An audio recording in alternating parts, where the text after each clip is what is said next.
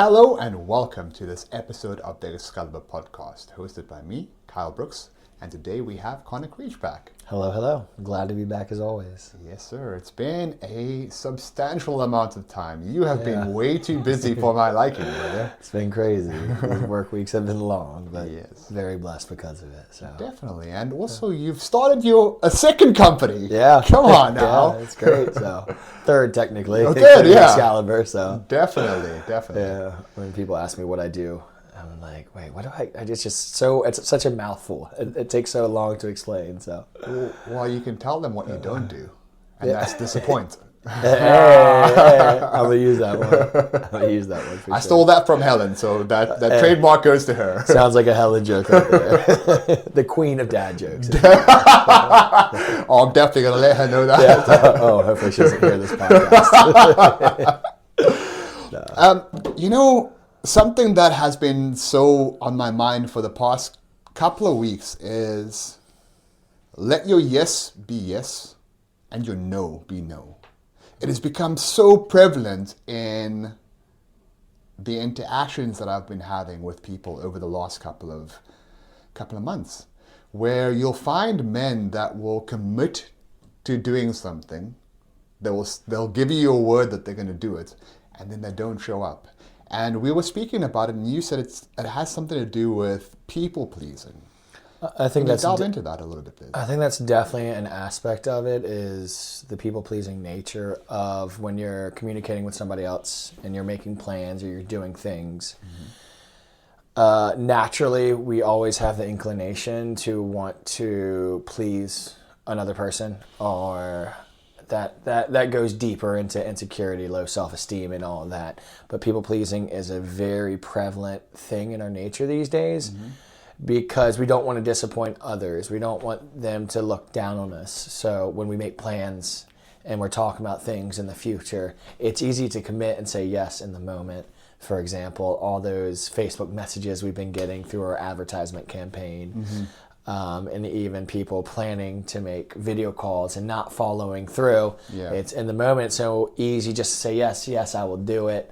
But not necessarily stick into what you truly believe or what you truly want. You're just saying yes to sound good, essentially. Okay, so it's more vanity than anything else. It's the appearance of looking good in front of others. Exactly.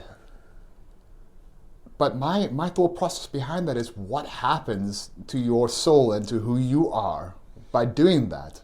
By you not showing up, and by saying that you're going to do something and not following through. What that causes, or what I've seen it cause, is it causes you to start doubting yourself, to lose traction in who you are, and to lose confidence. And it gets picked up by people around you, especially your partner or your wife. Yeah. She may not have heard you say it, but you start acting differently, you start to change, and they have a sixth sense. All of a sudden, they can see when you're not on your game. Yeah. With those consequences there, what makes you think that people will just not be like, hey, listen, I committed to this a couple of days ago, but circumstances have changed. So I am not going to be able to come about. But instead of doing that, they'll just blank you.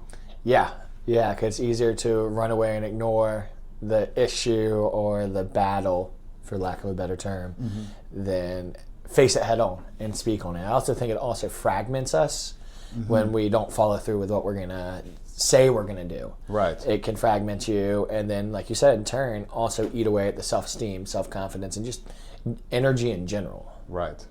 Interesting that you said it's easier to not face the battle. That's a very intriguing concept, because have you ever heard about the difference between a cow and a buffalo? No. So imagine that there's a storm coming, okay? As the storm comes, the cow runs away from the storm. But what will happen is that if it gets caught in that storm, the storm's going to follow along with it. Precisely. Yeah. The buffalo, on the other hand, runs into the storm. Because when you're running into a storm, it may hit you for a specific amount of time, but you're going to run through that storm and you're going to get to the other side. Yeah. And by facing your fears and shining a light on those fears, you get to identify the true acronym for fear, which is false evidence appearing real. Yeah. You hit it sooner, but it's over quicker. Precisely. And you're also stronger at the end of the day through it. Right. But it does bring a lot of fear. I remember this past week I was in a situation where we were out for my wife's best friend's birthday, and there was another couple with us, and they have children, and we've been close. They've been close to my wife for a long time, and they misunderstood something I said, and they thought I said something quite offensive. Okay. And I found out like third hand. So like they told my wife's best friend, who ended up telling me. And I remember that next day I felt awful because what they thought I said sounded really bad, and I would be really offended if that is what had transpired. Okay. I remember waking up the next day hearing about it and thinking, damn, I need to call him and clarify. I need to patch things up. Like this has been a long-standing relationship in not only my life but my wife's life for even longer. They're good people. And in the morning, I was like, no, I'll call him later. Oh, no. I'll call him later. Luckily, I eventually faced that storm later that day, that same day. Okay. And I felt so much more free and so much better at the end of it. I called him. I was like, man, hey, I heard this transpire. There's this miscommunication. I just want to clarify. Yeah. It's not at all what I said, and that's not at all what I meant. That's not all how I feel and how I see things. There's like a weight lifted off my chest, because when that first happened, there was a weight on my chest, and it was a battle I had to face, a fear I had to face. But the freedom on the other side, though it's scary, though it's something you don't want to do, once you actually do it, you'll feel better on the other side. So, Definitely. Nip it in the butt as soon as you can, because the longer you wait, the more fear you're going to recreate, right? That's what I found. If you're trying to jump off a cliff into the water, I don't know if you have that fear, but sometimes people get or if you're diving, the diving board. You get to the top of the diving board, you go right to the edge, and then all of a sudden you're like, okay, it's not that far. Oh no, it's far. And then you start getting in your head, and then all of a sudden, what should have taken a couple of seconds and created a lot of joy and fun for you is now becoming torment that you've created for yourself. Yeah. Hiding unwanted things in the fog is the way Jordan Peterson puts it. Right. But things in the dark will grow. Yes. It's like I compartmentalize different aspects of my life that I don't want to face, the fears that I have, and I'll put them away and like not think about them. But then in a day, in a week or whatever, they'll come back at me. I'll get a reminder, and then it seems so much scarier, so much more fear related behind it. It's not until I face the dragon that I get the gold on the other side. So there was what was it? It was a concept that I think that we're speaking about it, and that by facing your fears, you get to manifest the life that you could have, right? If you're focusing on just what is present and not what it is that you're scared of, you're not going to be able to get where you could be, because it's the process of developing that person. Yeah. Because God puts those in your path for a reason. Yeah. And it's not to discredit you, but rather to make you stronger, because something else is on the way. And every single time you level up, you get the ability to bring somebody else up with you. Yeah. And that's the whole point of coaching, right? And developing yourself is because we're here to serve man. Exactly. That's our purpose. And if you think about it, you get the most reward from serving people. I know whenever you speak about comfort zone camps, when you speak about charitable things that you've done, there's a glow on you that emits to everybody around you. And if we're consistently doing that and bettering ourselves, that means that we show up as more fulfilled and better people. Yeah, and in turn helping other people. But God chooses the warriors, but he takes the broken and turns them into warriors. But it's us that, at the end of the day, have to face the battles. Yes. With a higher power, of course, as always. But we have to be forthright and actually choose to face these battles to grow strong on the other side, and then in turn help people. Like, you're not going to have a broken person helping a broken person. That just doesn't work. A broken person can't help a broken person. But a broken person that figured out, hey, how to fix themselves, how to do this, how to do that, they can in turn help the broken person that is where they once were. So. Precisely. And you said a very interesting thing there. It's facing the battles, I think it was. Yeah. David and Goliath. Yeah. David must have been relatively scared, but he had the armor of God that when he went through there, he was able to take on Goliath and win with a pebble. Yeah. So, and also if you think about Gideon and his 300 men, God wanted to make manifest that, listen, this is not your victory. This is my victory. Yeah. I'm going to show these guys, or these men, that you have the true God.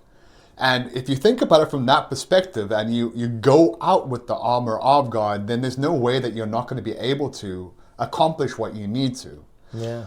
Except if you start to not fulfill and do the things that you say you're going to do. Yeah. Because that's spitting in his face. Yeah. That's saying that I might do this, but then you start to bring that confidence down and you're not stepping into what it is that he said you want to, that he's put out there for you. What you could be and everything. Yeah. And recently what has been painful is with my work schedule and working so much, 70 hours, 60 hours here, 70 hours there, and doing all this. And then having Excalibur as well. Yeah. I myself have also faltered in this where I have a particular role in the company and I haven't lived up to the true potential.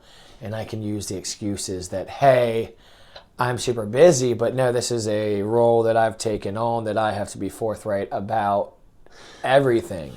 Well, okay, here's the other side of that. The other side of that is I'm not even giving you the checklist yet. So that I'll bring that back to my fault, okay? So I'll take the responsibility from that perspective. At the end of the day, it's about me creating the circumstances going to best benefit you moving forward. So it's a two-edged sword, and I'll take the blame, dude. Like what do leaders do? Leaders pass the credit, they take the blame. Yeah. Okay. Coach Rafford's book. Yeah. 21st century man. Yeah. And to me today, right, I told the guys that I was going to, I posted in two groups, hey, I'm going to go and do this world's toughest mile today. And then I woke up, I was like, man, I don't feel like doing this today. The weather's good, luckily. The weather's very good. Much better than the 90 degrees. Yeah.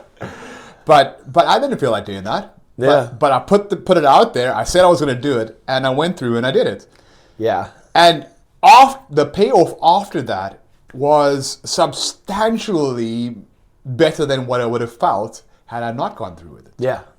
I think we can also use the tool on the flip side of it of committing and saying verbally to a group of people, a group of peers, a group of men, whatever, that you're going to do something, because then not only will they hold you accountable, but also you have to hold yourself accountable because there's more at stake. So you can commit to doing something and having that motivation, that fire behind you of, oh, I can't say I'm going to do something and then not do it. Like, who am I if I'm not following through? Definitely. So you use the tool of going out and speaking with both groups, both mastermind groups, and saying, hey, you're going to do this, and you ended up doing this. But I'm sure some people are going to be curious as to what the world's hardest mile is. So what exactly did you do today? The world's hardest mile is 4 different exercises for a quarter mile. So you start with a bear crawl for a quarter mile. Then you go from that into burpees for a quarter mile. Then it's a quarter mile of walking lunges, which is probably the most difficult out of all that. The burpees were okay. I was like, all right, the burpees are good. I've got this. And then with the lunges, it just killed me. It was 393 lunges around that field. It was brutal. And then you finish off with a 400-meter or quarter mile run. But by that time, your legs are destroyed. Yeah. And you're just like, okay, I'm just taking steps. Hobbling along. Yeah.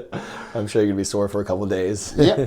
But unfortunately, I've got a challenge starting tomorrow. So it's a 7-day challenge. So there's no rest for the wicked, you know. Exactly. Just pushing through. You said that an interesting thing there, though, that got my mind thinking. It was the accountability of having other men that are going to hold you accountable. Yes. And who would I have been had I not taken part in that or done what I said I was going to do? But you'll still find that men will do that. Yeah. Yeah. And is it because we're not calling them out on it? That could be part of the problem. I think every man has to take on the battle themselves, as we spoke on, but there also are the motivating factors, such as the brotherhood around you, where it could be placed, some of the blame could be placed on us, for sure, for not doing it, but at the end of the day, they also have to be committed. Because I remember one of our main questions in the application process through Excalibur is, on a scale of 1 to 10, how motivated are you for change? Yes. And anybody that answers 5 or less, we're like, hey, I apologize, this group is not for you. Like, if you're not motivated to change, if you're not willing to change, you're not going to change. Like, we can help you and guide you along the way to grow, to be a stronger, better person. But if you don't have that initial motivation and desire yourself, like, there's nothing we can do. Yep. I'm sure there are so many men out there that are kicking themselves in the butt and, like, depressed and anxious and all this, wishing they could change and wishing life was different, but still not having that motivation, that desire for change. And that is the initial. The admission is always the first step, and it goes back to recovery. Admission, not instance admission of the problem. This could be admission of the problem of the life you're living. It's the first step in admitting that I am where I am and that I need to be better. So admission is the price you pay for the life you want to have. Yeah. You gotta be honest with yourself. You gotta be really honest, which I do respect. A lot of the feedback we're getting from people is vulgar as some of it is. At least they're honest with themselves. To elaborate a little bit more, we've done a couple marketing campaigns, digital marketing campaigns, and we get feedback and messages from people. I'd say probably 30% of the people are super gung-ho and interested. 30% of the people accidentally click the link. And then 40% of the people are just masochistic and down bad. Like, But that again, I think comes down to what society is right now, because these are keyboard warriors, and that to me says that person that is doing that is not happy with who he is. Yeah. If you're having to project a alter ego, or this overbearing sense of, hey, I'm going to put you in your place, that means that you're not secure in who you are as a person. It's the same thing. It's the same fact of these guys like that you'll see driving these awesome cars and putting it all over Facebook and Instagram and things. If they're renting it or not renting it doesn't really matter. But if you have to show off the fact that you have a lot of money, at the end of the day, then you're insecure with who you are. Yeah. Yeah. It's a defense mechanism to cut people down to make you feel better about yourselves. Right. I mean, we've spoken on this before, and it's exceptionally bad on the internet, where people will start to talk down and talk bad about others because it makes you feel superior. Super temporary and super empty. Yeah. You're still going to go back to the same life and the same depression, the same anxiety and all this.